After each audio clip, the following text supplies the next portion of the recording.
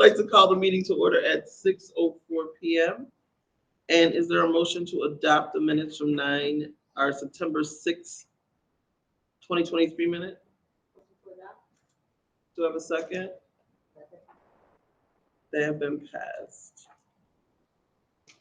And the approval of the proposed agenda for this evening, we are asking that there be a modification of order due to staff time limitations. Are we in agreement? Do I have a motion to adopt the agenda with the changes in the order?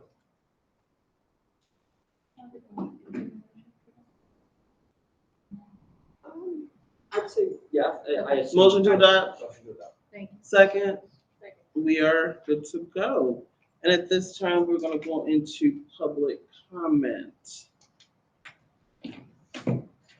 The board views public comment as an opportunity to hear concerns of the public with the understanding and expectation that it is not considered a question and answer platform with board members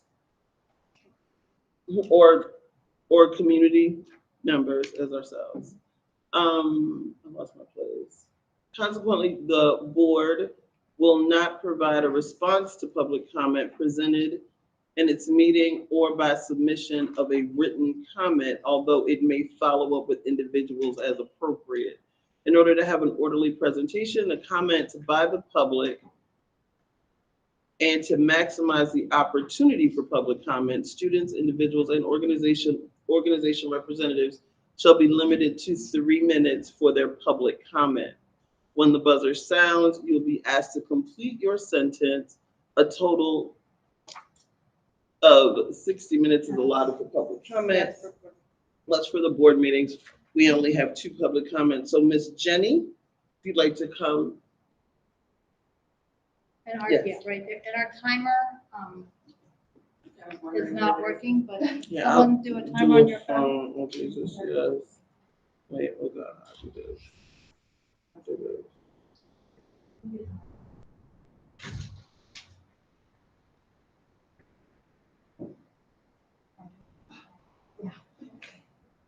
Where's the stopwatch? Who is it? You have it? Yes. Okay, perfect.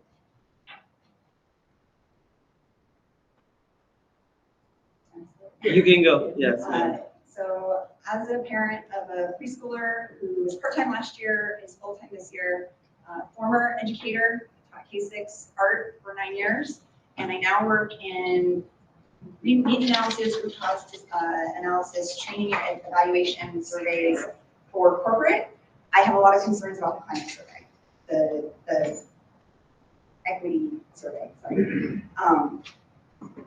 3 items, survey design, because there were a lack of neutrals and I don't knows on the majority of the items, your results are going to be skewed. I was forced to answer a question about my knowledge about the budget when I don't know if I've received the budget. So I was forced to say I agree or disagree with how money is being allocated when, as a parent of 2 small children, if I did get the email, I probably didn't read it. So your data is already bad. Secondly, your focus groups, and there were other things too about the survey that it could be better designed. Your focus groups. The initial email that said, here's how you sign up was fantastic. And it said, hey, we're gonna be limited to 10 to 12, which is totally reasonable. And you'll be notified with a confirmation. I did not receive an email that I had been selected for the focus group until 30 minutes before the meeting. I did not see that email until after the fact.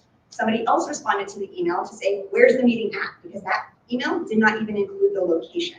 So I don't know how many people actually were able to attend those focus groups, but my suspicion is that they are not representative and they did not include enough participants to give you valid data. Thirdly, that email that came out to us included all the participants' names. It went to us with no BCC, which means I now have the names of the people that participated, so confidentiality is out the door. Since I didn't participate, I've signed nothing that says I can't share those names. Go to the paper once the comments come out. My suggestion is that you go back to this company, which I assume you are paying a lot of money, and tell them that they need to either conduct additional focus groups, they need to throw out that data where the confidentiality and data is compromised, And at best, they need to redo that survey and send it out with more accurate, valid questions. Because it's not gonna do the service that it needs to do.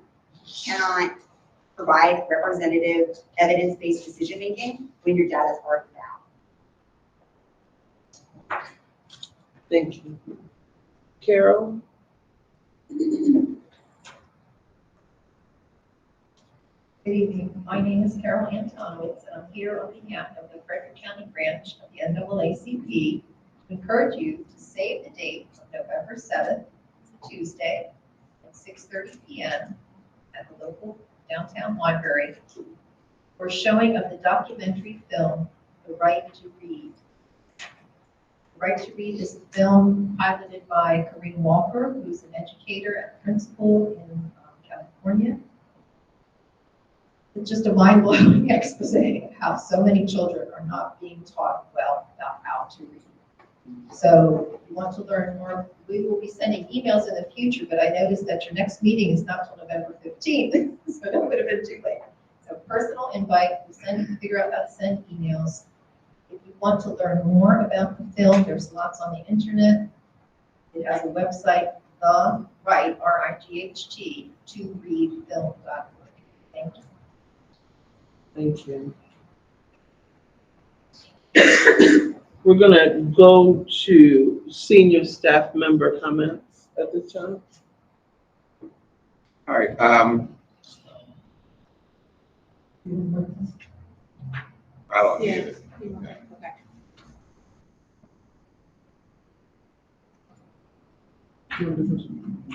No, go right on.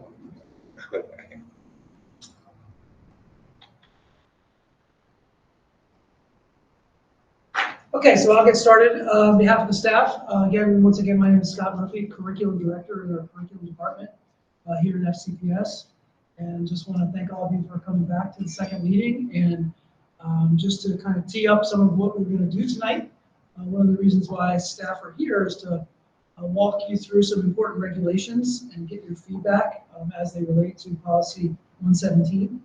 I'm also going to later in the meeting just touch briefly on the district's work with grading and reporting and tee up future conversations down the road. And just wanted to just emphasize again, as we think about curriculum and instruction that we put in curriculum and materials that we put in front of students, and the instruction that they're engaged in every day, that the work that we do here in this committee has a massive influence on not only the written curriculum, but how it plays out in the taught curriculum for all of our students in all of our schools. So I just wanted to take a moment to underscore how much we value input from committees like this one and the development and implementation of the curriculum. Thank you.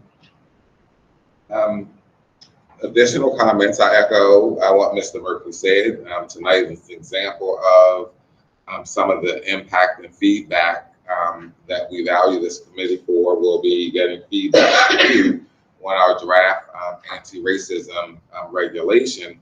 And I appreciate the committee for changing the order of the agenda because I'm one of the ones that have to leave for another meeting.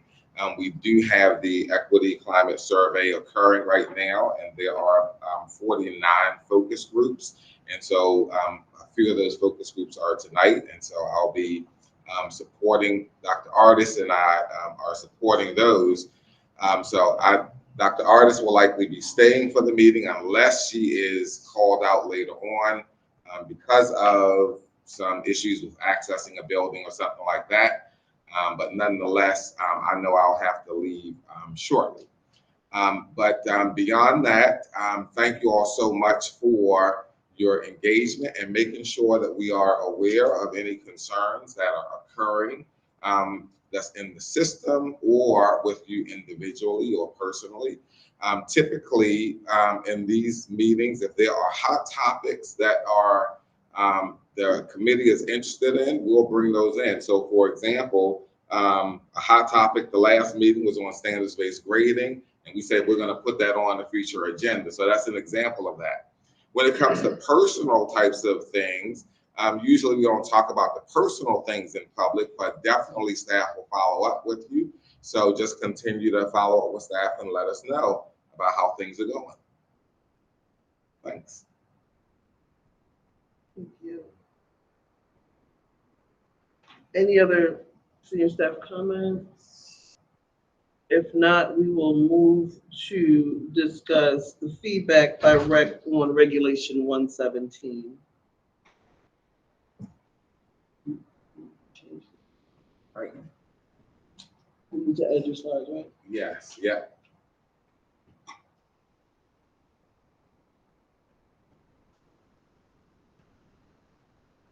Yeah. So, Okay, so as superintendent starting up the next, our presentation, we just wanted to go over a little bit about, policy and regulation, of course, just talk about the differences, a little bit about the two things. So as you've heard of policy 117, and here the next one, Sabrina.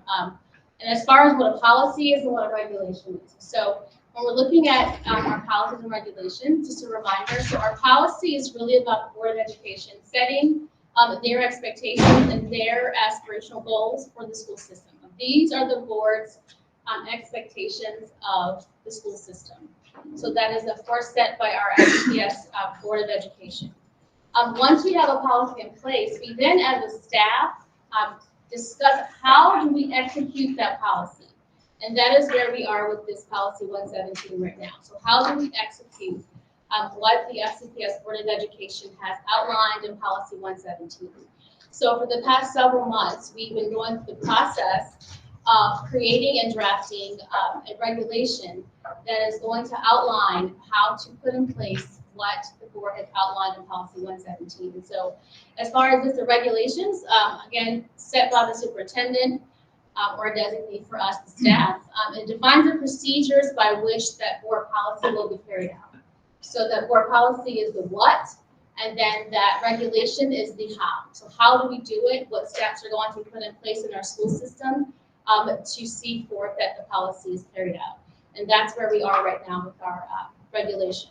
Again, our regulation is in draft form right now, but even though it's in draft form, we have, I think I mentioned last time, but we have received the feedback from every school principal at FCPS. We have gone to every principal meeting and received feedback from those principals, every principal, and made revisions based on those principals' feedback. We've also been able to get various teachers' perspectives and feedback from that. And at various other stakeholders, we've also been able to get the feedback from. We've also got the initial feedback from our superintendent regulation review committee, and we've made revisions from there. And so we're at the place now we would like to get your recommendations and your feedback based on the regulation that we have in front of you. Again, it's in draft form. It has gone through many iterations, so it's close to finished, but we are still in the process of finalizing it. So we want to make sure you get your eyes on it and your feedback incorporated before it actually is finalized with our system.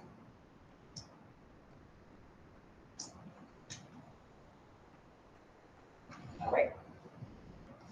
You want to explain this? Yeah, go right on. Okay. So, we are educators, so we like an organizational design here. So, as we're looking at the regulation, in order to frame the way in which we're going to look at the regulation, this is a letter of feedback. And so, we're going to ask you, as you're looking at the document, what are you looking for and how are you looking forward? So, if you see the graphic in front of you, we want you to take some time to look at the regulation. Read the regulation on your own, but then at the end of that, we're going to ask you to work in a group or in teams.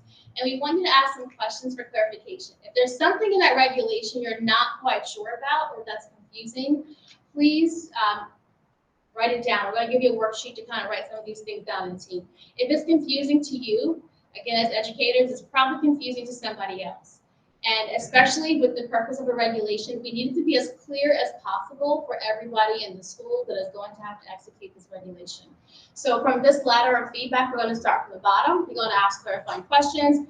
Above that, you're going to talk in your group about what does this regulation resonates with your values and how do these values reflect the policy values and also the system values, and how does this regulation carry that out. The next ladder up, the next rung on the ladder is to state your concerns.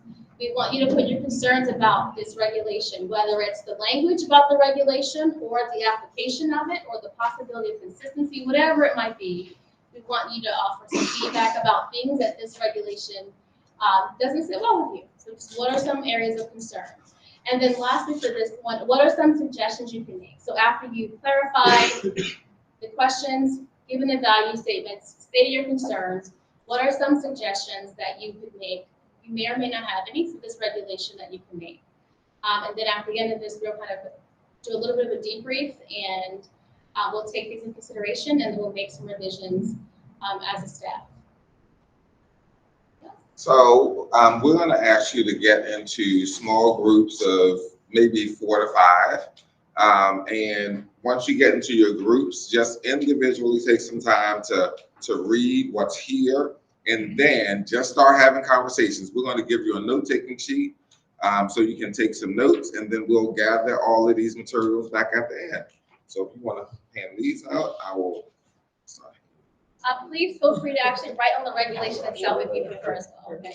Yeah, and so, because we'll be collecting these back, and so, you know, your notes right on there would be helpful as well.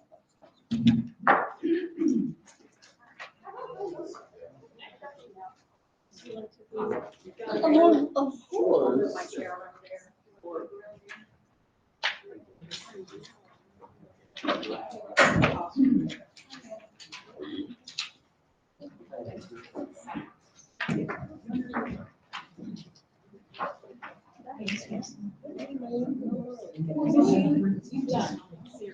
Yeah, yeah.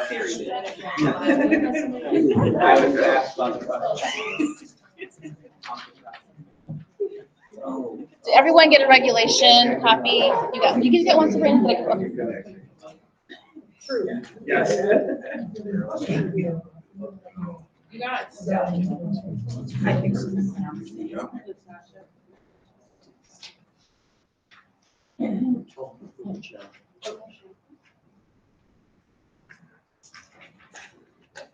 Sir?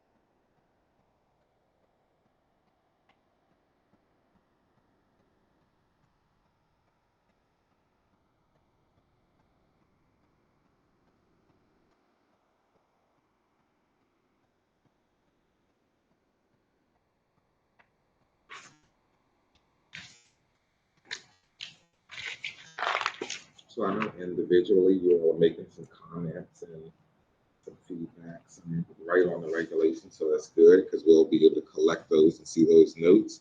But once you finish reading, go ahead and start talking as a group through some of the rungs on the ladder, some of those questions on the feedback form, so we can have that as well.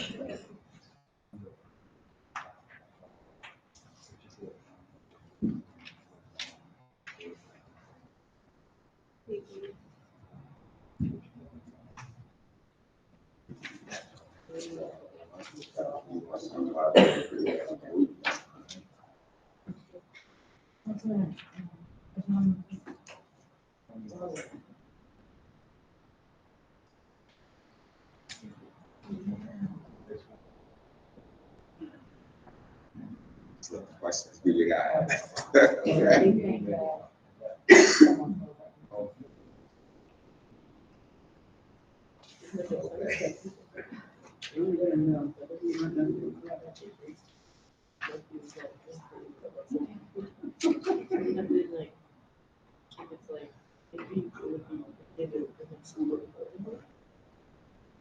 That's what I thought.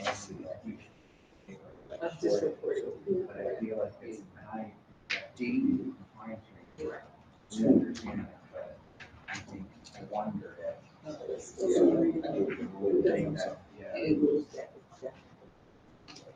Consider. It is D2.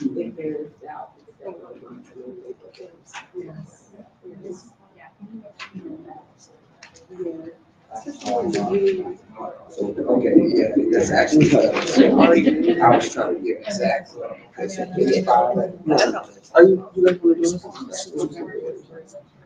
No, I like you. Somebody wanna bring a chair around? Yeah, bring a chair around. D2, 4, 1. No, that was yeah.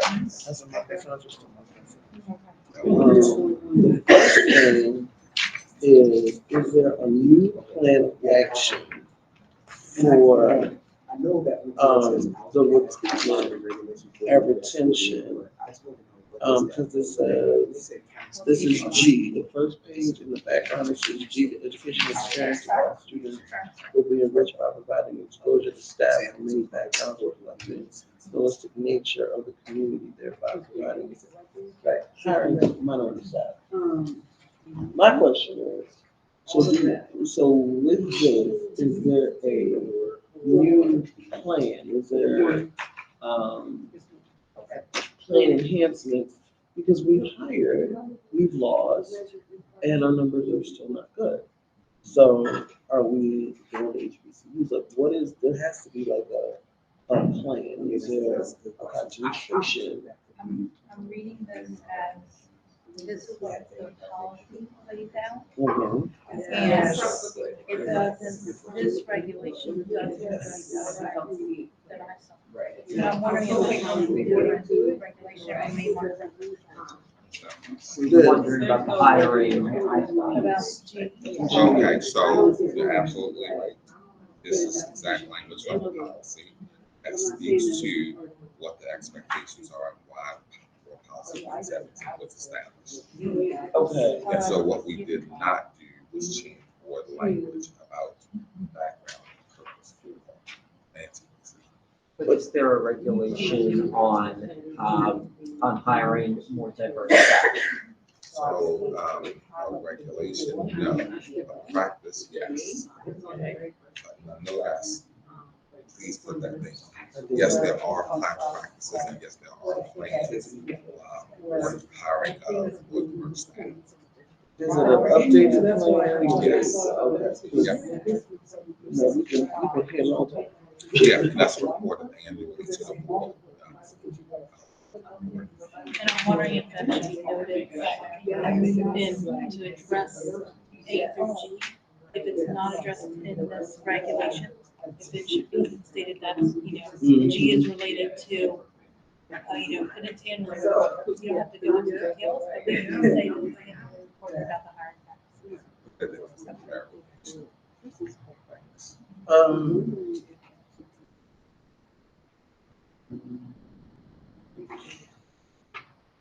And the other thing that I noticed is in the step by step, right? So there's a step for reporting the incident, reporting by FCPS employee, reporting acts of racism. What is my question? I think my thing was, so when there is resolution, right? I would love to hear explicit language at the conclusion of the investigation, whatever the case may be. The following steps will happen. So we'll notify the community or whatever it is. Oftentimes you hear this. I reported it and nothing happened, right?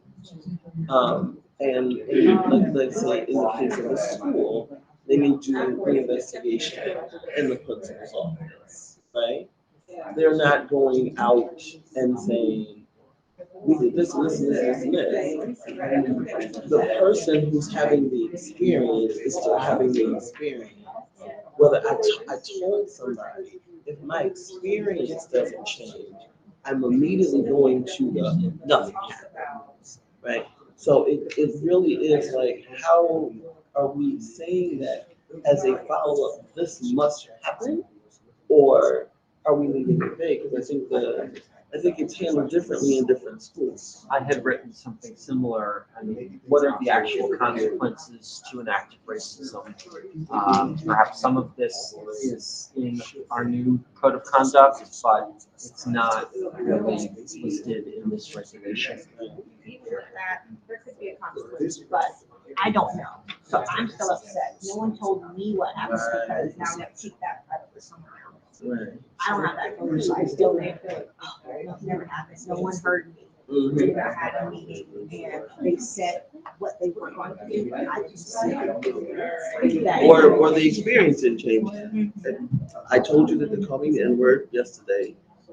They went, they had something to me, and then today I was called N-word twice. Right? So my experience is indicative of they're not doing anything. So I feel like at the very least, there needs to be a community communication with the staff, with the students, and so folks actually know we are diligently working on it. And it can't be like a wishy-washy thing. It has to be a very, clear, upfront, explicit mode of communication. There's a lot of verbiage in here on what exactly racism entails and how to report it, how to talk about it, but not exactly verbiage on how to resolve it. Like disciplinary action, corrective action, things like that are very vague as opposed to very clear, like these are the exact forms you need to submit resolution to, these are the exact spaces you need to tell your story to, but what happened with the story is my Right. Because oftentimes people who go through these experiences feel like, I'm tired of talking about it. Please don't call me again. Nothing is happening. Y'all can call me 100 times. And I'm, and I mean, y'all can call, we've had this conversation. My child is outside school right now, boarded, and someone actually don't sit in that. So again, the perception that we have, the perception then becomes, we handle it, it's more like it's handled with urgency. So if it's called, once they, and if someone from outside perspective came in, and they're most of them, was they getting in trouble? There's a lot of volunteers, they'll get training, teachers, they'll get training, but what about a child who used to do those kind of skills, that kind of stuff, where there be assemblies to talk about what like the and what is harmful, or even the ugly. It's an assembly to address events that we've had many times. We're implementing a no tolerance policy like that. Right, You know, so. I know in the student handbook, kids are gonna flip to the back of the student handbook, sign it, turn it in. A child's like, you know what, I'm not gonna take my. Especially when it comes to discussing things within the student space. So they were like, we're all talking to each other, we're constantly speaking to each other about the ramifications of events. And then we're looking to our teachers, to our administrators, what are you guys doing about that? Like, what is being said? And sometimes things are being said, and the form of how things are being said too also matters. Like, if you just send out in an FCPS newsletter, this such and such school had a horrible racist incident, let's say, again, we're not seeing that, so we're not receiving any of that. Or you have an announcement that's like, recently it's happened, that's horrible. And those announcements only happen the most, I would say the most obvious, the most explicitly racist events, issues that are easiest to address within the site. Things that are very clear to draw black and white lines. They're not things where people of color in spaces are going with, this teacher did such and such, or this teacher made me feel such and such, or this teacher constantly says such and such, or this group of people, I know not to go through this because all of my friends of color are saying these things about them. We're having these communications amongst ourselves. So when we don't see that reflected in our leadership, then that comes back to us and we think, okay, they're not gonna look out for it. We have to worry about it. How do we solve these problems? What spaces do we go into to avoid that? What classes can you go into? Exactly. What classes can you go into? Where you have a teacher that's teaching sideways, and you're gonna actually have a better chance to succeed. So exactly. Yeah.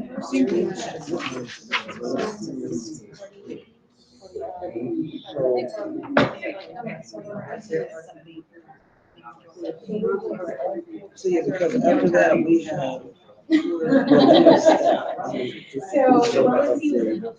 And then I agree.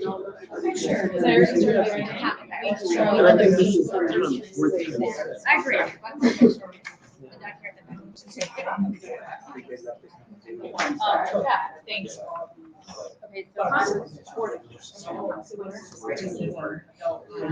Okay,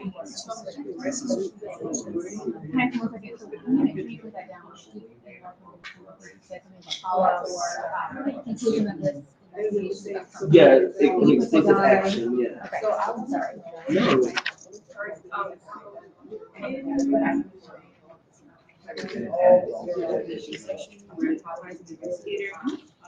Is defined as being the official responsible for investigating and responding to an investigator. So who is qualified to be an investigator? Like, is it a teacher? Is it a teacher? Is it an administrator? Or is it someone outside the school system? Like, what exactly counts as an investigator? It depends on the situation. It depends on the sometimes it might be a school counselor, sometimes it will be an administrator, or principal, assistant principal. So if they're planning to discipline, so it will depend on the situation. For me, it's not always the principal. It's not always the PE. Sometimes they will be school counselor, sometimes it's Another question I asked was, it says to report those data publicly, I think it's supposed to be data publicly. or is it change the meaning? I just had a question about like the actual location of that as well. FCPS will gather data on students, staff, and family perceptions of students' culture. So where will that data be reported? Where will the public have access to that data?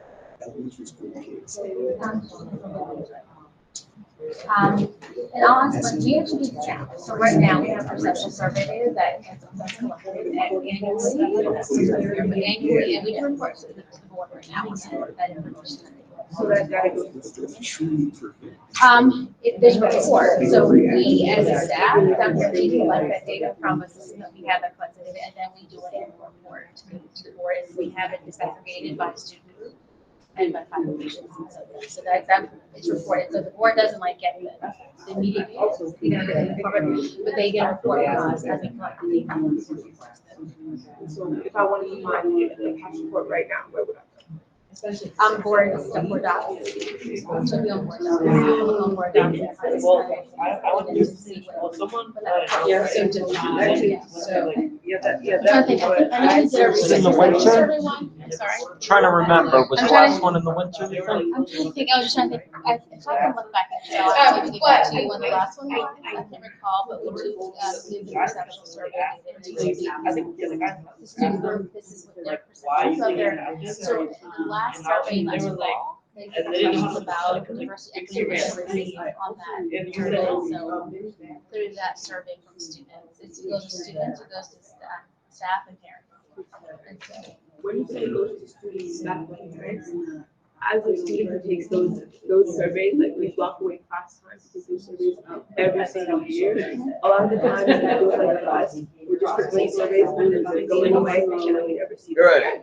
That's how it goes. Yeah, I don't know. I have to do information, but we have to do it because, you know, I'm just doing that for it, and then we never see that. Yeah.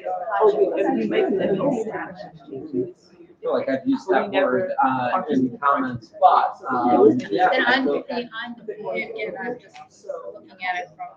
will folks really understand what So is put there. that down, and I'll tell you now, just a side note, so for example, thank you for saying that, so our students don't see very well, but I can tell you right now, like, in September, part of the training that your teachers did, they all felt, so your teachers, they took data from our student perception about diversity, equity, inclusion, racism, and they took the staff perception.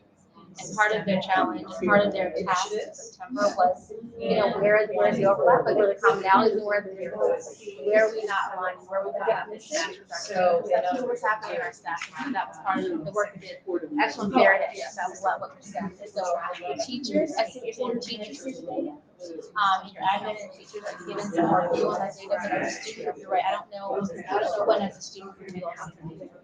So make it more public. Since we already lost time for us to take things, I feel like maybe a sensitive result of the data would be like, you just present the data from last year, and now people can see it, and there's like now I give it up. There's a sentiment of this doesn't really matter when you're taking When it's it. a black hole, you don't care, Exactly, you don't care like it's about going it. into a bush. I feel like it's a perception style of perception with the idea that part of the decisions are actually made according to the information you put. Because a lot of times I go out like, we agree, and then it's like, yeah. And so if we could be shown, not necessarily all of it, I don't think we necessarily even need all of it, just like a small screen, having like one slot to like highlight the bullet points from that data before we take everything. For students, some of our students being able to those are huge. Those You'll are get stuff over here. I'm here for it. All right. You know what this means. All of us, right? Right, that's it, you want to make the best you can. Because if people can use it, parents, again, like I said, when you use the tool, the document walks like that, right? So they need to be clear on what they want to watch. Trying to figure out whether it should connect so closely So, to the bullying, harassment, and intimidation policy or regulation. There's times in reading this that it felt like, that I know of. but did we anti-racism policy if we're going to lean so heavily on bullying, harassment, and intimidation regulation? I will say this, so we had a great deal of discussion about that. That is a separate, so part of the discussion is how do we use the tools that we currently have? How do we use the tools and the resources that we currently have? to accomplish the goals we have right now. So that's not to say that at some point we can't apply to this regulation to develop another tool for 117, but it's really about, at the end of the time, so what tools do we have available right now? What tools are our school staff already, Sometimes you found and how do we use those resources? So I would just say, so it's not something that this is always going to be the protocol. But again, we're going back and forth, figure out what resources do we have to mind that, and also it's also just to get education here. Help the sources. It's like, geez, I know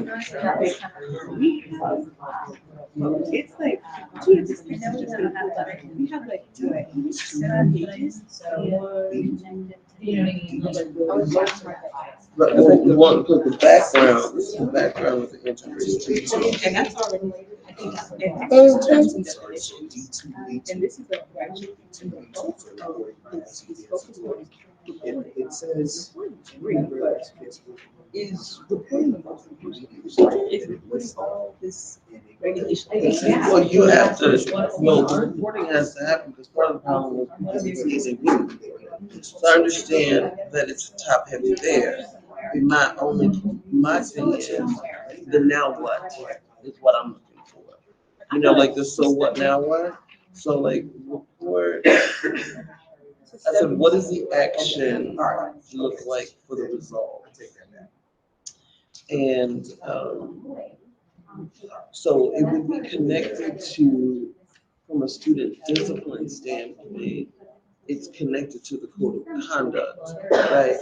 But my question is, and I'd have to go because I don't know the new code of conduct off my head, but is there explicit language in the new code of conduct about acts of racism? Because then it's connected. You see what I'm saying? So even though it doesn't say this in here, if it says we refer to the code of conduct for discipline action, and then you open the code of conduct, and then there's a section that talks about racism, acts of racism. You get this, you know, it's 5 days, whatever it is, it needs to be explicitly laid out in the new code of conduct. And then it would tie into this. If it's not like this, then it needs to be explicit in this document, is what I'm thinking. Because as someone who processes discipline, right? Okay, I found, you know, this happened, and this happened, and it was this on the bus, and this happened. And then it's like, okay, now what? So is this a bus incident? The only thing that there's only one that comes up, and it's just, I'm very open-minded on racism. Honestly, I don't know. There's not all of it. So it has to, let me put that on my paper. Right? Look, I'm just writing all over my paper. Okay. This regulation, I have the worst handwriting in America. I probably should not be writing ours. This regulation. Oh, right, we just have one note taker. We're all taking notes, Right, right? they'll get all the notes. We're all taking. Right.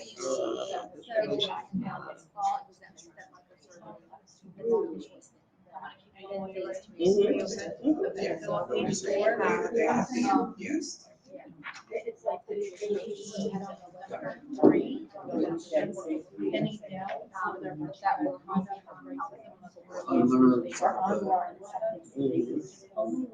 First off, as far as the policy, you know, we said it's legal, that knowledge is important.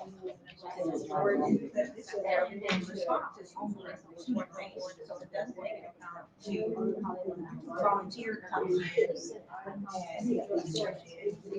Oh, no, that says something, honey. That says something because of my life. So Right one there. of them we have separate That has been addressed. is like the process still going back to visiting Mhm.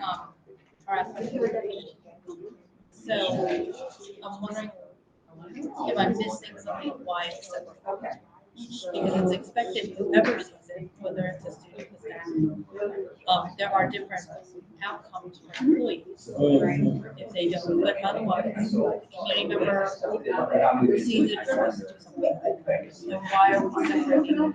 And I'm trying to understand, like, why is only finding out about the reporting that's under? So, the way is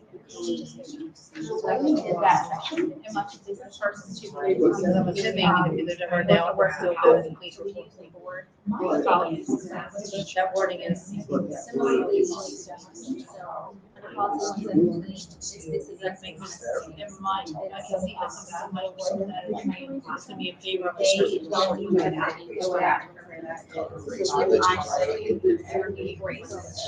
No matter what.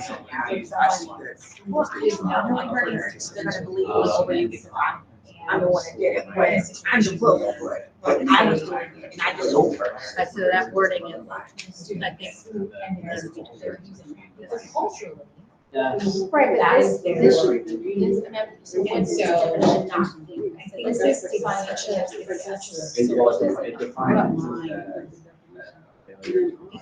I don't personally have a problem with that part of it, but it's a really just because That can become a way to. well, I mean, in terms of like outside the context of the constitution. No, if they don't have receipts, right, hard truths, they'll say, I can't, it's there. You see what I'm saying? Right, but the wording of it makes it seem like they're in favor of if you report it. Oh, yeah. True.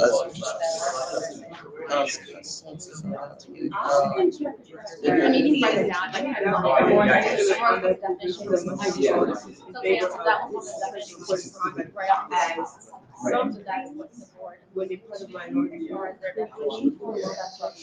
that wouldn't necessarily seem like not advocating or even knowledgeable about The definition. that minority. That's so.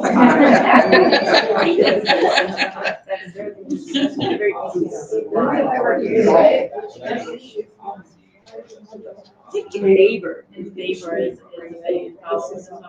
We almost need more casual, when in doubt, report. I mean, that's right.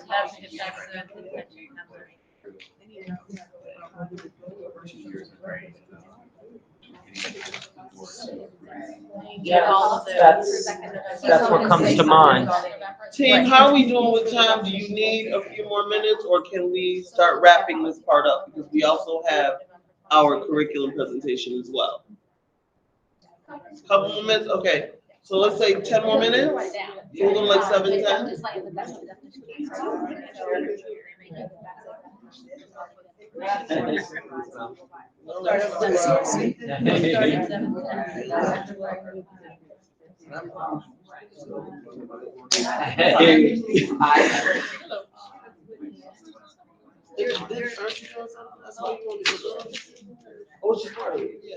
making sure you're in the. Oh, yeah, no, no. I mean, It's just teeing up the future today. okay, And that's. So I'll speak to it for a minute or two. That's really all. okay, so I can give them some more. Yeah, that item should take. 2 minutes. Oh, My report, we're gonna. okay, so we can keep moving on. Okay, so we're good on time. We're gonna keep this part going till about 7:30. I'll write it down. So those are my thoughts.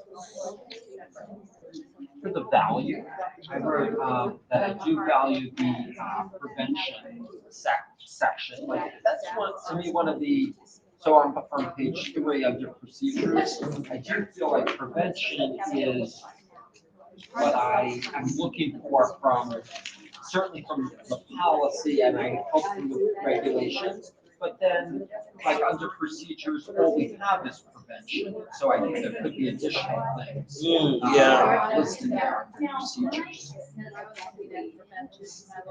I don't see it, how we record to get to Yes. So how frequent, to whom, and reported, oh, you can. like, Yeah, I remember part of this. that, like, like, there's it's like 3. Intentional, whatever. Really? 3, well, sometimes like actually gets like there's like 2 that follow. I did help It's real. I mean, all of them are like that a lot. I'm like, I don't remember what I said here. It's like it is like 8. I did not never go back. It's the same place as sick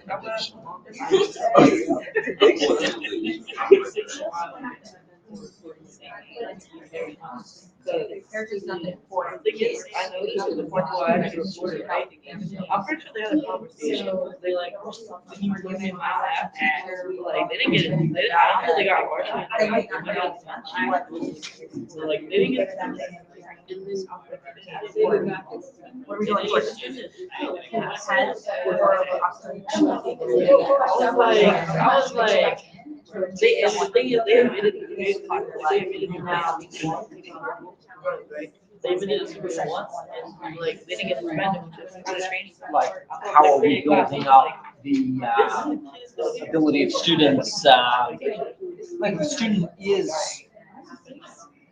racist, like how do we build up their, Yeah. When I went to high school, in a high immigrant population, a lot of immigrants don't know the intricacies of I saw on TV that someone laughed at this joke. I'm probably not bringing that joke in. I didn't know. And I feel like in grade school or middle school, that's more acceptable. So like, he didn't get it, I don't think. But my training, showing kids what really is helping There was punishment, or like, they said something to them, they didn't bother me ever again. That's good. Like, I was talking about. yes. What is that? And I was like, this is gonna be good. I don't know, like, and I was like, they didn't even get to this. I get to think of the lack of proof. I had a witness, so like, I had a witness, but like, I guess it's lack of proof. I just have calm, which feels like, yeah, I don't have hope. So it was like,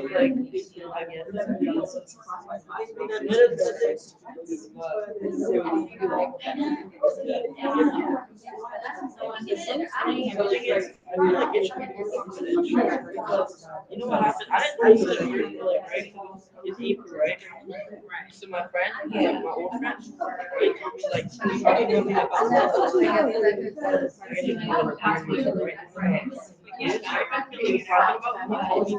I didn't notice that at first, but I didn't recognize him because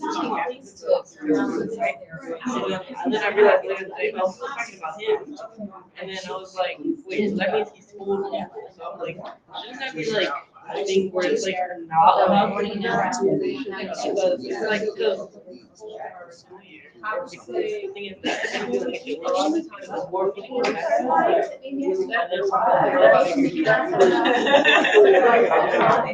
so that's a big thing, whether it's UHS students. So we actually did that already. Like, we have special sections when it's supposed to, and teachers will be like, there's nothing here, guys, like, they just see that, and then they're doing it. So we don't get enough a lot of the time. So school just probably do the best way for teachers to get information to students and for the wider get information. I directly like, see information from right. It's just like. It says that they. Oh, but that's just it.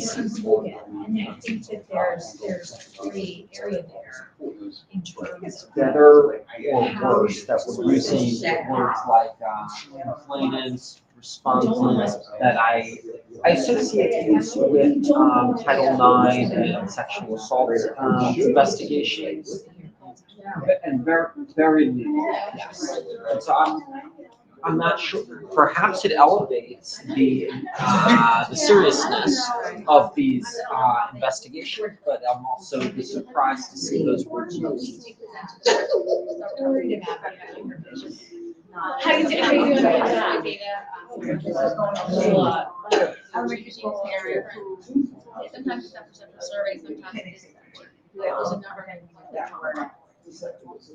outside of Welcome back. crime. See that, and then I go to where it says immediately get law enforcement. And on page 6. Are you immediately going to get law enforcement? So you can comment on that, so we can make the comment, but also we can support. That sounds problematic. Yeah. I think you.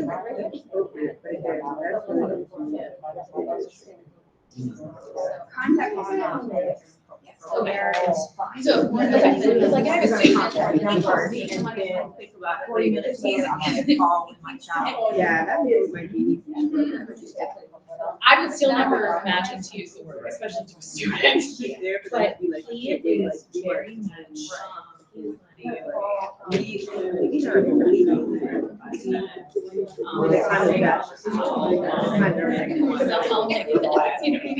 To me, that's a compliment, but. Yeah, so that, so you know, like, oh. So, you know.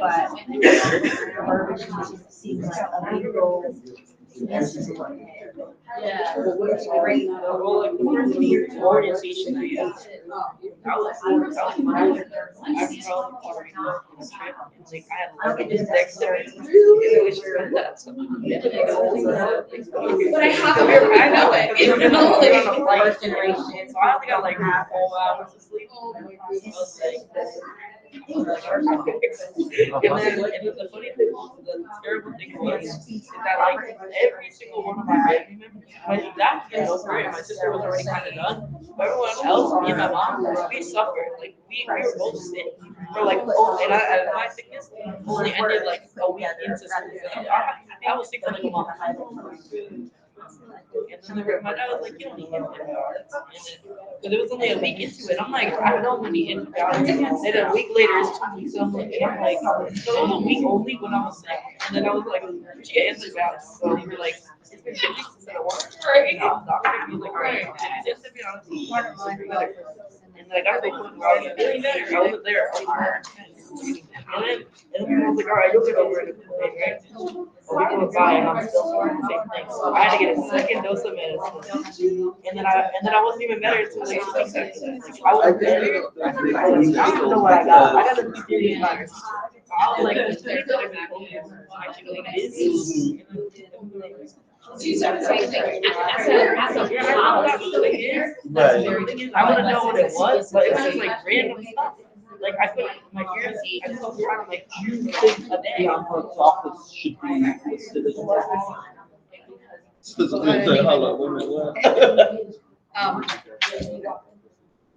Yeah. Like, I always say that is an option, yes, and to be able to talk about that pathway.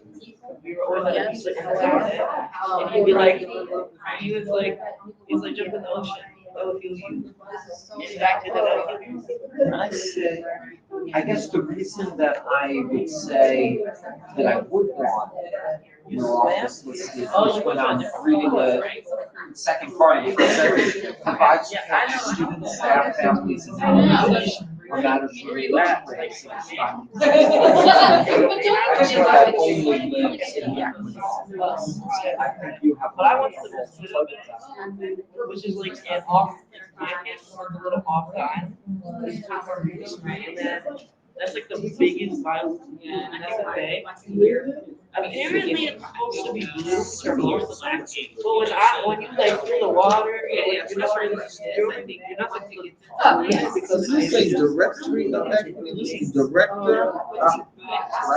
Or the little things that make it like, so then I like started messing around it, and then they're like, look, it's like people look at it. I'm like, I look at it, it's white, and I'm like, maybe I'm like, it's white. Sure, okay. And eventually, when they go, it's probably an event. So just like, it won't have them on, it was like, really, like the whole thing would be like really bad. And apparently that's the right one. Where will this be?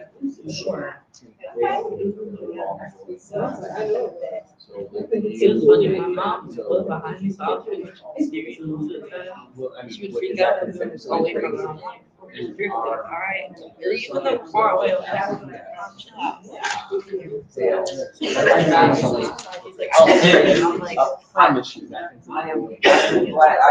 I can tell my husband that I will be home by 8:15 and he may even wait for me for dinner.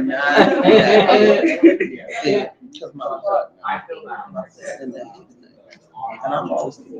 Yes, yes. Stop. We don't know. I'm like,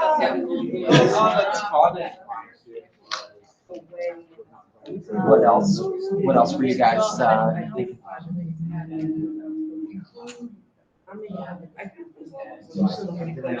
housing attorney, right? And you deal with like racial bias and like, you know, all this stuff.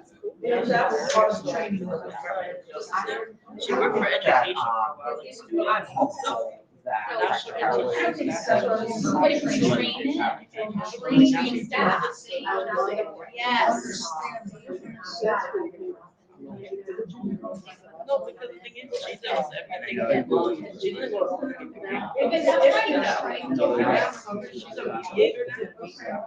They've been traveling around and getting people. They came out. They talked to Michelle. And we did the same thing. But some support. But they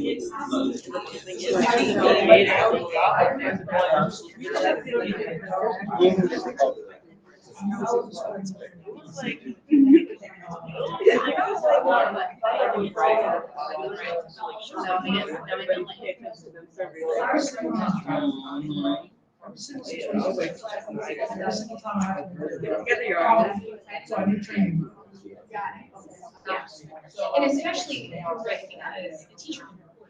So it would, I mean, but I have the teachers like. Yeah.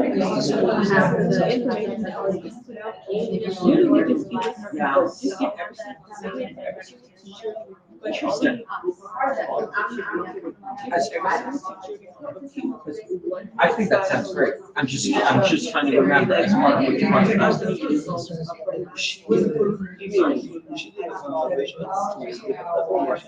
And she talked about the regulation. Yes, it took us a long time to get done, but it's really important.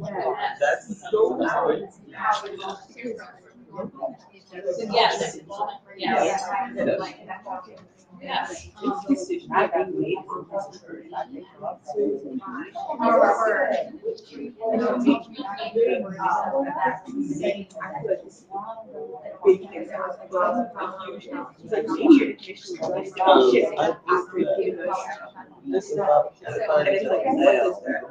What does that say?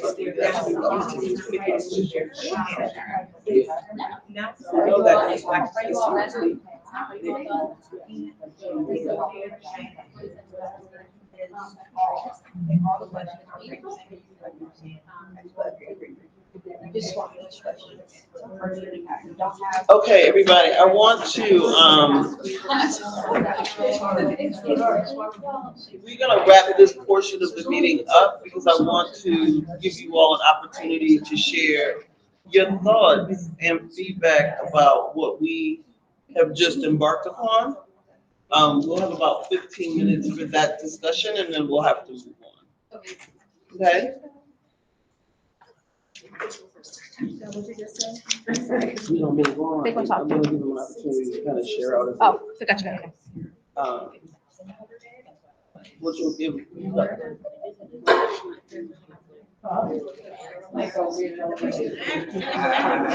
Oh, yeah. You know, whatever. Okay, so we've had a lot of, Sorted Sorted it all. I guess it's just like general, if it's like a lot of things. Okay, Yes. we're gonna come back together now. Thoughts and, this was a wonderful activity for this committee. Yes. I think it Agreed. was amazing time spent. Thank you, Dr. Artist, for all the, I know the work that they do in the equity office. I only lived there for 10 months, but I'm telling you, it was intense, intense 10 months. Any thoughts about what you read, what you saw, some noticings and wonderings? We're only gonna talk about this probably about 15 minutes and then we're gonna keep moving on. Yes, sir. So I think we talked about a lot, and I do agree that this was a great activity for us to engage in. We may have discussed this a little bit last year when we were just talking about the policy. But I think that, so I'm wondering why this is lumped in terms of reporting, why this is lumped in with bullying, harassment, and intimidation, instead of having its own separate form. And because, so I don't have that form in front of me right now, but I have a feeling if I did, that it would fall short of being able to address all aspects of racism that could be reported. That seems like it's something that focuses on overt acts, right? Person to person racism, when we know, as is outlined in the policy, that racism is about, anti-racism is about so much more than just what is done person to person. And so I think there needs to be a way for those other things to be reported and addressed and followed through on. And I have more to say, but I don't want to take up. Yeah, we wrote that in our notes. Oh, perfect. And I'm like, You don't have to take how about text here? Here, get. I got some. Anybody else, any other thoughts? Yes, ma'am. Me? Mhm. Oh, thank you. I was like, which man? I am uncomfortable. I would like to see acts of racism defined.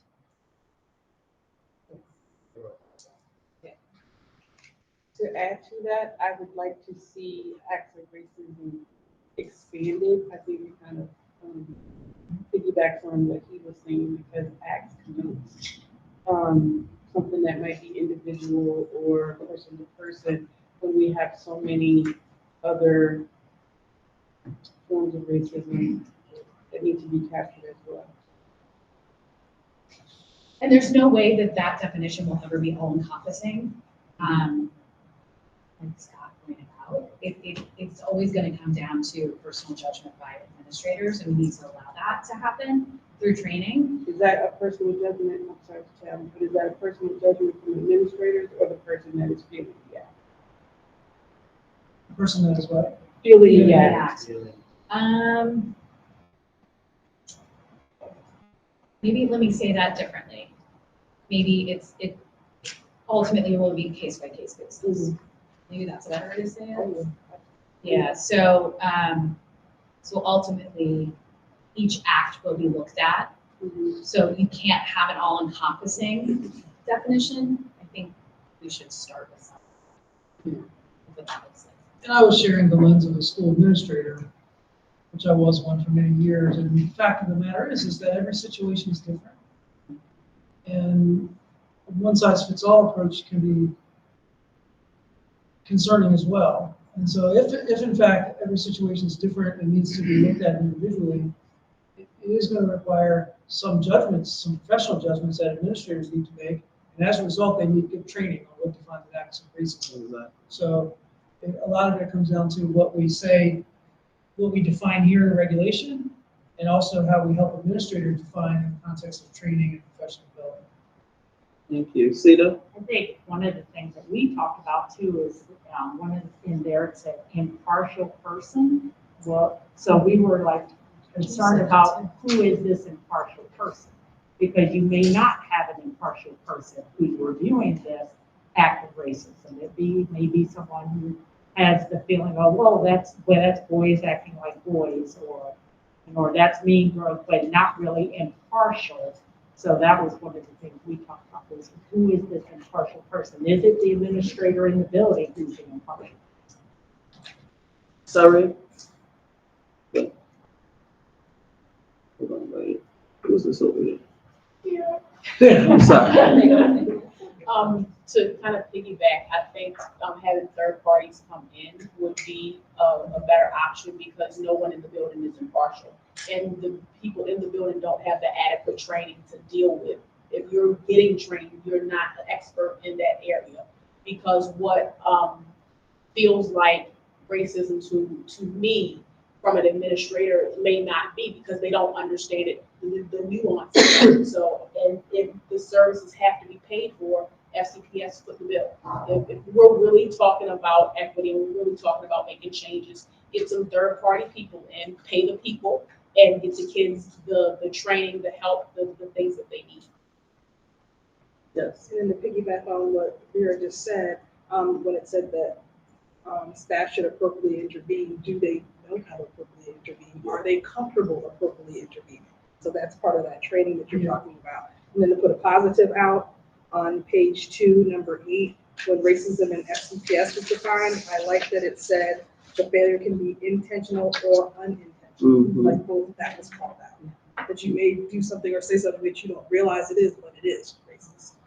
One of the things that we talked about over here was the wanting to speak specifically to the consequences that are given to the students and the staff for actions of racism. So when you think about, we have a brand new code of conduct. So my thing was, okay, so in the brand new code of conduct, is there explicit language about racism, acts of racism, consequences for acts of racism?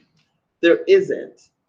So then to me, this document should in fact lay it out. As a result of this violation of this regulation, the following things, because I think that that's where it kind of gets murky. Because if there is no concrete way of dealing with this, and a lot of folks, you know, they're very, what they love to say, that we're rule followers, and we follow the policy, we follow the rule. But so if it's not there, and then they go to the code of conduct and it's not there, then it's left to interpretation, and I think it gets dangerous with Right, that. and I worry that it would be too subjective without. Oh, absolutely. I was just wondering, is there a projection to get a counselor who actually has a specialty in racism and trauma from that? Because that's how you can get rid of that subjective. I can be trained in this field. You could have 5 counselors in the community. When something comes up, yes, the school does an investigation, but to put a consequence could also be detrimental, to intervene. Because teacher A may not know how to intervene with that event, but they could in this one. Because I can get name called, and I know how to picture that one out, but I can't get something, you're passing a note to this girl and you're saying horrible things that she's going to throw away because she doesn't want to let everyone else see that. That was not going to get reported because that's hurting a voice and that's hurting self-esteem versus something we can see. The act of racism only looks at actions when the environment of racism isn't something we can put a name on if we aren't trained to do it. And to watch a 2-hour training is not the same thing as someone who spent 2 years deep diving into this field because they're passionate about it. And that passion in that gets rid of the subjective. I'm going to make sure this community is good. My intention is good, but my knowledge and my background can also be detrimental. Yes. Altogether, I thought that the language in the document was a bit passive as it pertained to the respondent, even that that particular language, as opposed to like a complainant, you know. And even when we look at the bullying, harassment, intimidation form, it actually lists the complainant as the targeted student. And I think that would be more appropriate, you know, as far as the language I think it's a more, it speaks to the action that has, you know, I have been targeted rather than I'm a complainant, right? Right. Where the respondent, it sounds protected, you know what I mean? So I just think that, I think the language, could be better. If I'm filling out a form, if I'm reading something, I want to know that I'm heard even in the form that I'm filling out. To add to what you said, I really had a very strong response to the part where they talk about supportive measures. But what was missing was disciplinary measures, like a definition for disciplinary measures. And in our we talked of, you know, kind of a little comparison with like sexual harassment policies and procedures. Like there are clear consequences when you have multiple offenders of sexual harassment, and it can be even leading up to termination in a lot of the regulations. So I was looking for some of that here in terms of that, and I also don't recall reading what is the response if the report is filed against an FCPS employee. I don't remember reading that in here.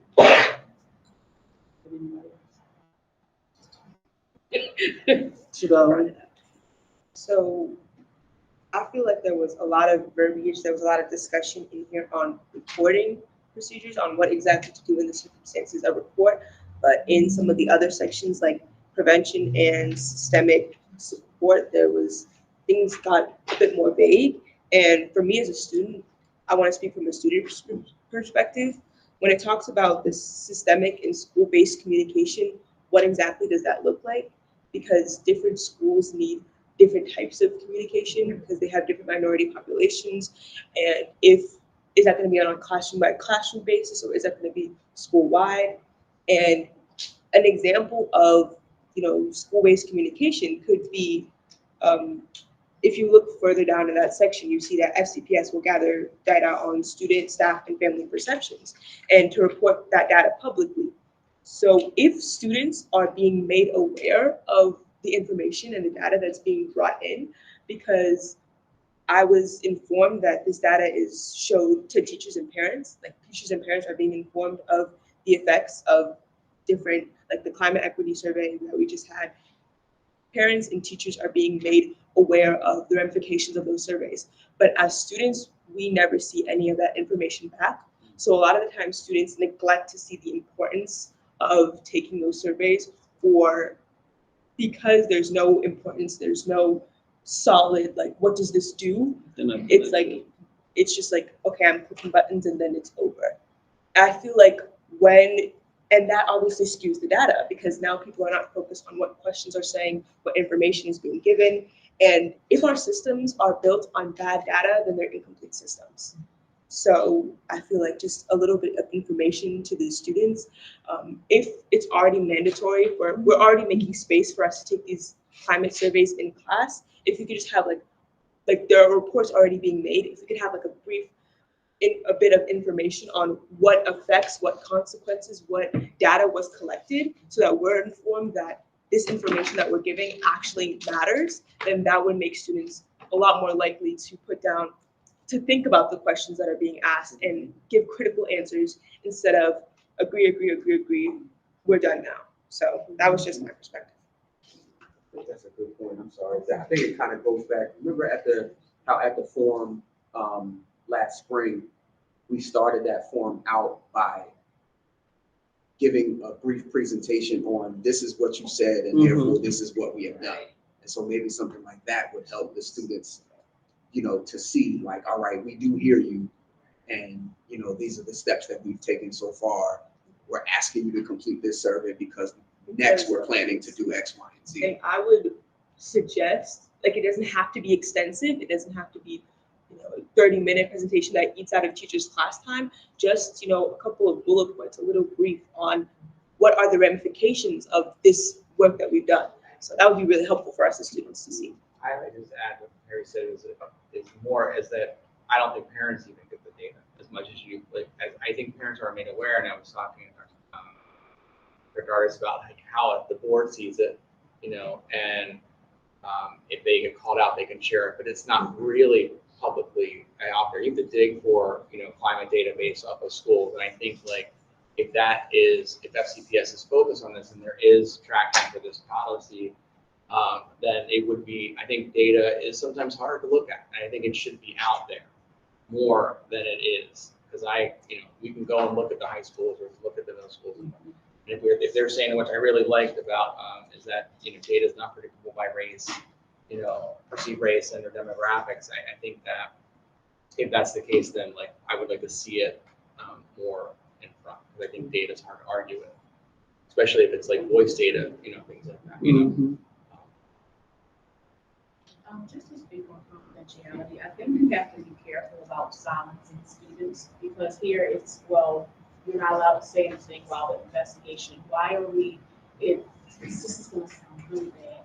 It's kind of like sexual assault culture, nobody say anything. And it's kind of because of the investigation, but all you're doing is protecting the offender's respondent.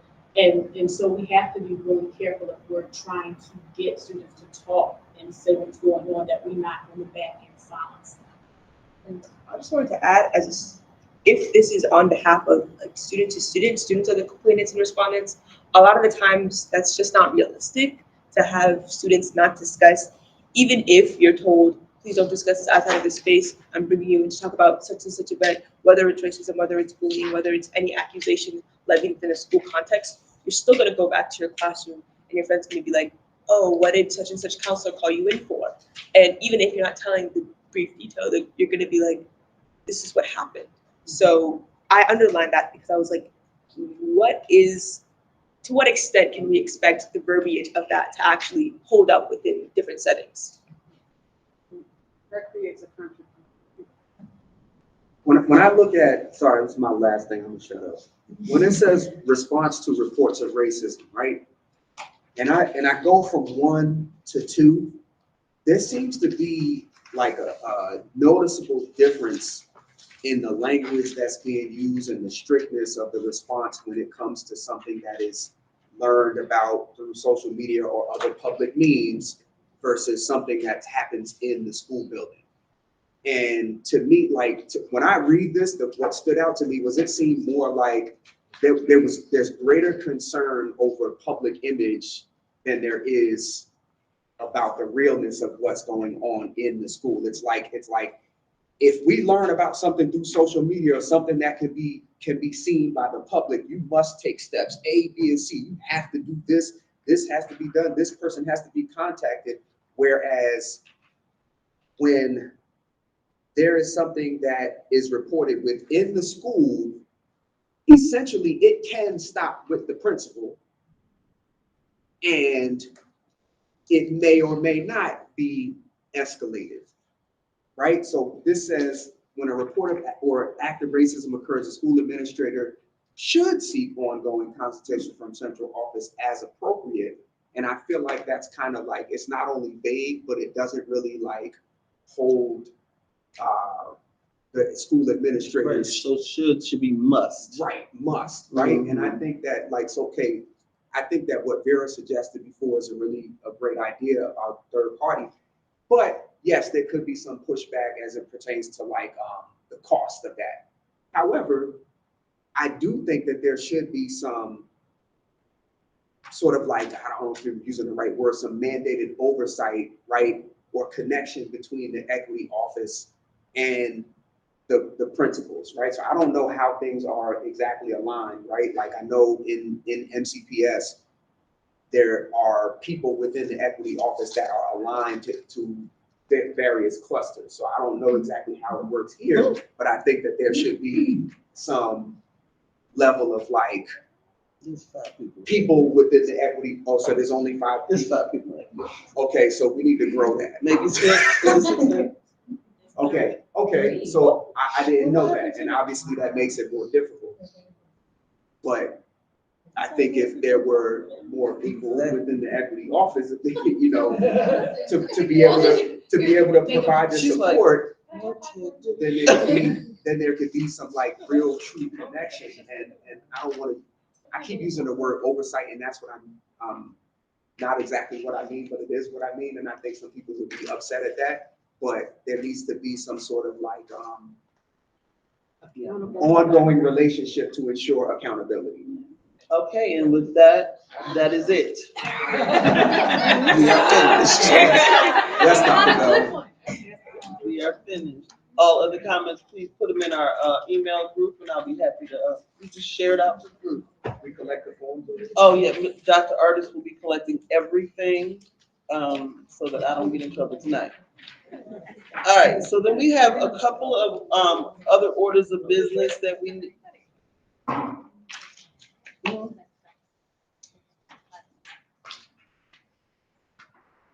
Carrie, what are the next steps I'm sorry, for what? for with this work here? So with this regulation, the next step, we are representing this to the Regulation Review Committee. I want to say this sometime in the next week or two. I can't recall the exact date of that. And then once that is approved by the regulation, thank you, the Regulation Review Committee, we are hoping to come forward. And I'm not sure of the exact timeline on that. Of course, it will. So what happens? Okay, let me go back. So what happens now is in our office, we stay very busy, so we'll take these, and we literally go back and through every one of the comments, and my admin assistant documents every comment that was made about the document, and we take have a meeting and we take every comment and we discuss it and see how this can be improved and corrected, all those things. So that takes a couple of days, and then again, the Regulation Review Committee will have their input and they'll give their recommendations on the same thing, and then we'll read it through to see how it's reasonable and appropriate for the school system and hopefully put it forward. Thank you. Thank you more. Okay, I want to give. Do you want to do Mr. Zass's comments or? I was actually gonna do yours. I was gonna Okay. just wrap it up. Okay, sounds We're good. gonna make sure we get out of here. Sure. Yeah. Okay. That's a good idea, Dr. Bell, sorry.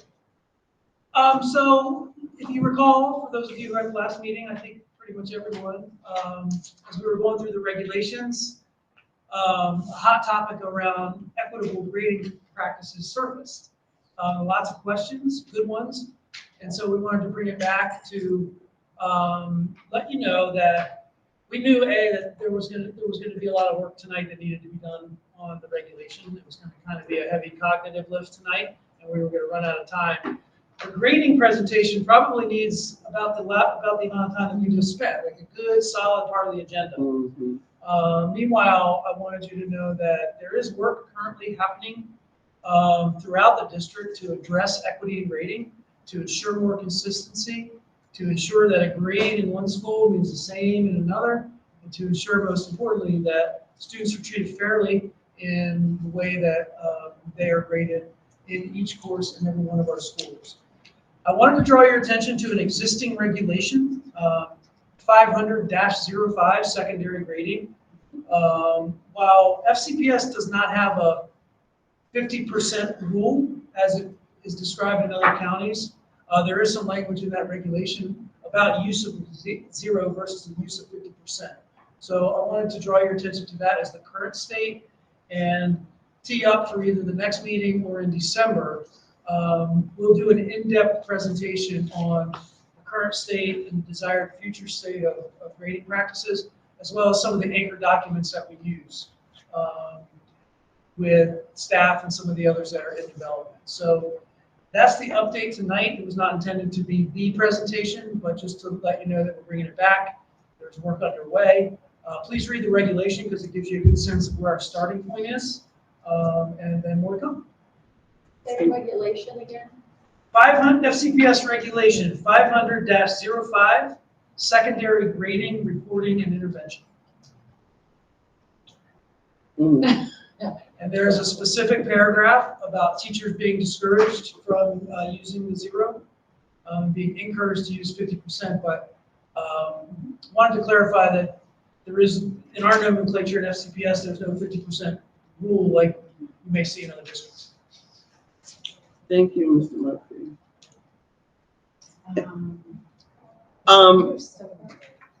Yeah, we're gonna move on to SOCA updates. Is that new? Is that the new video? No, it's not, this is just. Oh, our okay. slide. Gotcha. Do you want to read it? Or you can read it?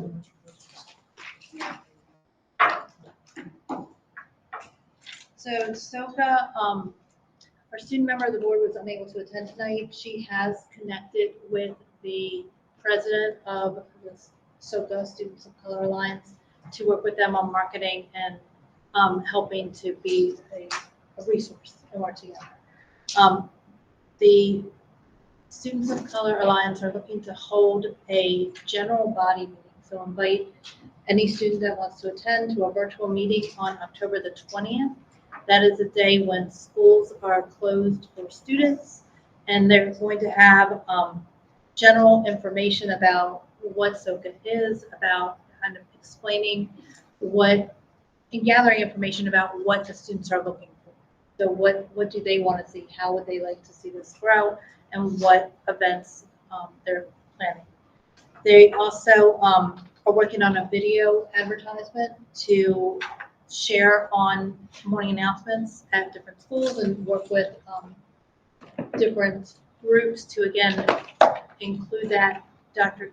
Bell has in her signature block the link for the video. So when you get an email, if that's something you want to look at, there's a link for the SOCA video that they have created previously. We're going to do an updated one also.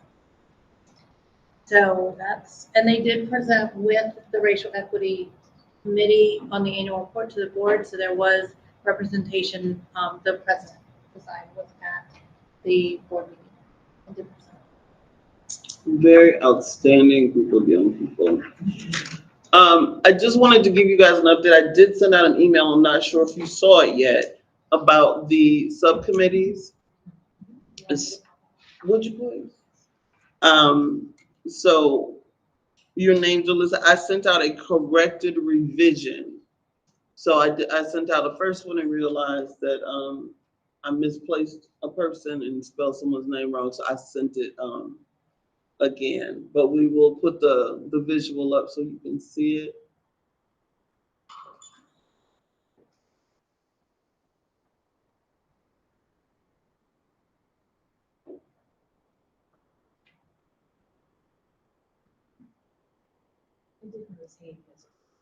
Hmm? Is it? Did I put him on that twice? I sure did. Did I? Oh yeah, he is on this twice. Same one. So. Yeah, I'll have to correct that.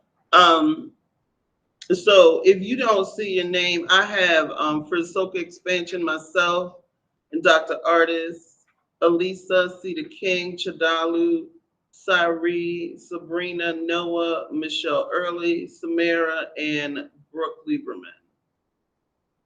For supporting FCPS with mitigating racism, I have Denise Hicks Brown and Dr. Harris, Kathy Roberts, Denise Hammond, Dr. Vera Pack Butler, Natasha Smith, Monique Russell, Tyree Woodley, Artie, and David Bass. Diverse representation in instructional and curricular programming. I have Kurt Carnes, I have Scott Murphy, Hayden Duke, Anthony Koonsman, Meredith Nichols, Hayden again, because, you know. Ruben Rosario, Dawn Lynch, and Sherry Hiddell. So those are the groups, and I want to make sure I have everybody. So when we split off and kind of do some intense work, those will be the subcommittee areas that we'll be working with. And we do have a senior staff member that is assigned to every group, along with an executive board member assigned to every group. So that's the update for that. I'm sorry, just a small thing. Tyree, you missing? They left the CEO. Oh, I did. I'm sorry. I'll have to fix that. I fixed it on something else. Okay, you know what, y'all. I chased teenagers all day. I was like this, oh God, I gotta get the list out, oh my God. Right, you saw how close it was to the meeting. So forgive me, well, Kurt is our secretary, so he'll go and fix it. I will fix it. It took me last month of what's in the name. Right. You know, I just came back from that. Right. And the last comment that we have for tonight will be from our esteemed board member, Mr. David Bass. Thank you, Dr. Bell. So two or three updates. Really, a week ago, I think the Racial Equity Committee's presentation to the board went very well. If you did not watch it, I think there's certainly an opportunity to watch that. Particularly, I appreciated the presentation. I thought Dr. Dyson's comments near the end of the presentation really, I found them inspiring and reiterated that we have an outstanding superintendent. So I would recommend watching the whole presentation or that section of it. Second thing that I want to let everyone know that hopefully folks had seen advertised, but on Saturday, last Saturday, there was just a beautiful 100th anniversary at Lincoln Elementary. And, you know, there were alumni there who had been at the original Lincoln Elementary. A documentary was shown. It was really some of the experiences of the students who had ended up integrating, like Frederick High School, were really, really challenging, as we might imagine. And you know, seeing this in the documentary, and there was part of a show, Southland Saints, that the local theater had done, the Met had done. This was a very powerful event. I suppose I guess you could see parts of the documentary from Arch had done this documentary. And actually, it was my second time seeing it. So I think there's opportunities to see the documentary again. The other thing that there's opportunities to do, there's a beautiful mural now at Lincoln. And it was a local Black artist who had done the mural. And I have some pictures of it if folks want to see after the meeting. So it's very powerful. I wanted to give some budget priority updates. Each board member at our last meeting was asked for some of our budget priorities. Two of mine were very specific to special education, around implementing the audit recommendations, and I'm also supportive of cameras in some special education classrooms, and could have a discussion at, I think, a different time on that. Three of my other budget priorities that have some relation, I think, to the Racial Equity Committee. I really want us to expand our translation services when we have public meetings, and certainly I'm most familiar. When we have public meetings, it feels like more of a challenge than it should be to ensure that Spanish speakers would have a Spanish translator. And what I don't necessarily hear about, but I would imagine is the case, is for parents at open school nights, parent-teacher conferences. Just, I don't think we have enough translators to go around our 70 schools. So I'm looking for an expansion of translation services. I'm also looking for a little bit of an expansion on American Sign Language. I think that right now ASL is offered as an elective, but very limited. And to me, that's part of the diversity of Frederick County. And so I really think we have a lot of opportunity there to expand ASL as an elective. And then a handful of schools have community liaisons. And the feedback I get is that they're doing an outstanding job and really connecting schools and families. It's a very important program, and I'd like to see it expanded I had said by 10%, which might in this case be just 1 or 2 additional staff members. But you know, if we're able to do that year after year, it can be a continued expansion of the community liaison program. So those are the budget priorities I had presented. And then, you know, I guess near the end of our racial equity committee presentation, and I guess that was the time, there was just some discussion on whether we should also be requesting, hopefully allocating money for SOCA. I believe most of the funds this year that SOCA would be utilizing came from a grant from, I think, either FCTA or FCTA's parent organization, and you know, whether there should be some funds allocated by the district towards SOCA. So I wanted to get feedback from folks on that specific question, and I guess on my budget priorities in general. Yes for money for something. Yeah. I always say yes to money for something, especially since we're talking about expanding it, and I think that would be wonderful. I was saying, I really like the push for the translation services. I think that's vital, and I like that you also expressed it in the back to school nights and the parent teaching conferences. I think that's very important. Those students and those parents deserve that same level of feedback that everyone else is getting access to. And I just wanted to touch on that point because as a child of immigrants, so much of my experience is my parents don't know exactly what this verbiage means or exactly what this says. So it's me translating or me helping them understand.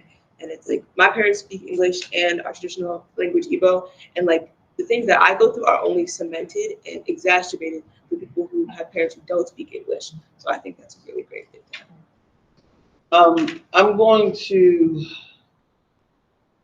We're gonna play the video from Dr. Dyson's comments around the regulation.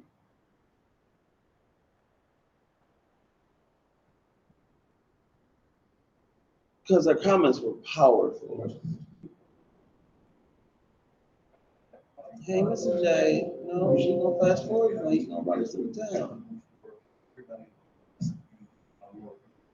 So I would love your guys' thoughts on that, support on that, coming with that. So I love support that. Then after, building into that. There we go. That's a lot. Just radar thing. That's kind of what I'm thinking. So I'm stopping. Thank you. Just want to take this moment to say that.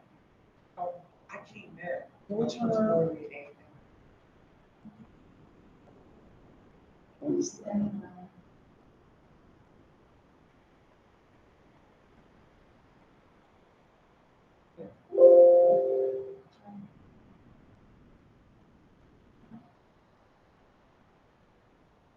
You all were presenting, and SOCA presented, and ladies just touched my heart so much, and I just want to encourage you to keep going, right? And it might seem hard, but you know, getting people in and buying into that vision is really important because that sense of belonging is really important. So I just want to say thank you and keep going, and thank all of you for the tremendous work. I do want to just say in terms of this work around, I don't know if people understand how powerful the work you've done creating the anti-racism policy, this board moving it forward.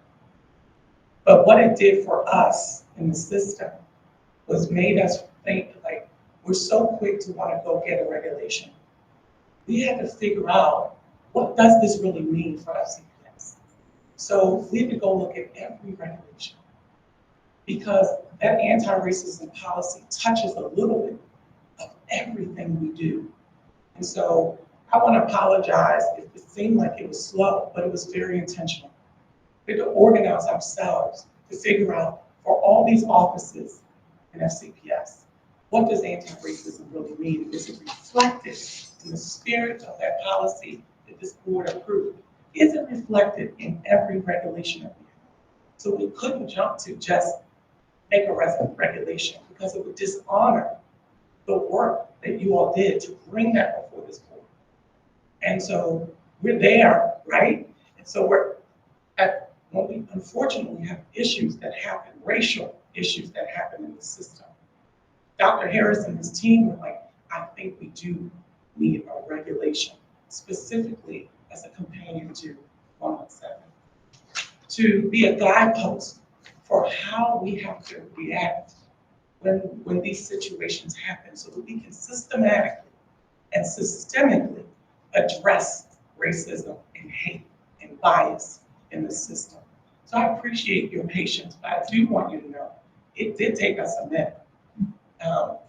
We know that we have to meet more so that we can get through. Now, the policy committee is speeding up. We have to speed up. But we wanted to be thoughtful and intentional about the work that you all labored over on behalf of this board and the school system. It's just that important. My last comment is that this is one of my favorite quotes. Teachers plant seeds of knowledge that grow forever. So when you talk about the sustainability of this work, it's going to outlive all of us. And so we have to sometimes go slow to go fast. And that's what we've done. But we've made progress. And I'm so excited. I'm so grateful. And I'm so thankful. Mr. Bass, Dr. Harris, Dr. Artis, and all of you made something come alive. And this board put their stamp on it. And we are going to carry it out. So thank you very much. And with that being said, ladies and gentlemen, I would like to adjourn the meeting at 7:58 p.m.